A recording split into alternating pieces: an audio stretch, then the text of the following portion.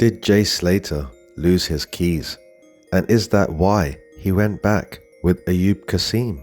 You see, recently Jay Slater's father has been posting things online about his son's case. It appeared that there was a breakthrough in the case after he posted some pictures of some keys online. Unfortunately, after a bit of digging, he soon found out that the keys that he found were not Jay Slater's, and they belonged to a guy known as Down the Rapids, and he's a TikToker. The TikTok sleuth travelled to Spain to help the family solve the case. Just a short video to confirm that this is my account. The keys that I found do belong to Down the Rapids guy. I found them at the end of the path. I haven't been back to Tenerife ever since I came back from looking for my son. The videos that I've been posting are just documentation of what I was up to, where I was searching, things I was looking at while I was out there, and that's it. Now, according to the early reports in this case, Jay told Ayub Qassim, who was the last person to see him alive, about losing his keys. So apparently Mr. Qassim offered him a bed for the night at his Airbnb rental.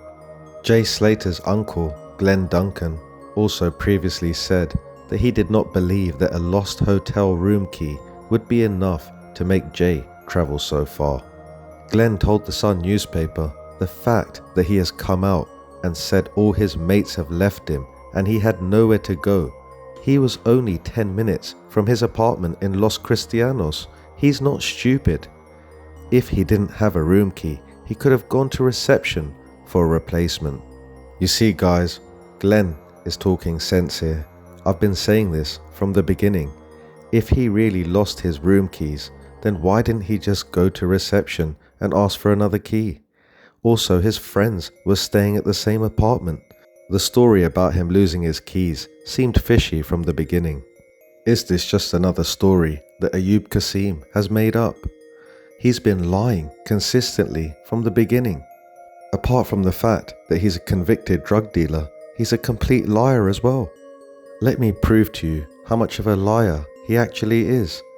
When you listen to the following voice memo that I'm about to play to you, you'll soon hear that he's changed his mind. He's changed his story all over again. And this time, he seems to be doing it with Rachel Hargreaves, Brad's mum. I know he's boys in that, innit? That I know from Tenerife for a while, so we were just all partying together. And then we're sitting there with all the boys and that. Then his other mate stood up and said, "Oh, let me get the key to the apartment." I'm going, "No, you wanted to carry on partying, innit?"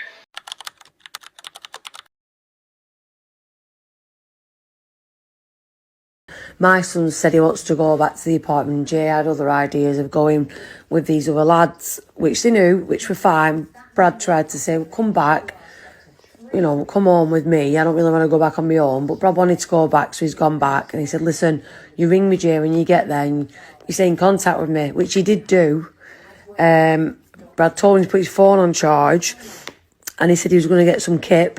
It was the last message to him, going to get some kip, and then I'll ring and get a taxi in the morning. So Brad's not been asleep, my son. Well, there you go guys, you heard it yourself. They've changed the story again. What is Brad's mum up to? And is she telling the truth? Are they covering something up? Something smells fishy here. Isn't it strange that Ayub Qassim's story has changed and it fits with Rachel Hargreaves' narrative?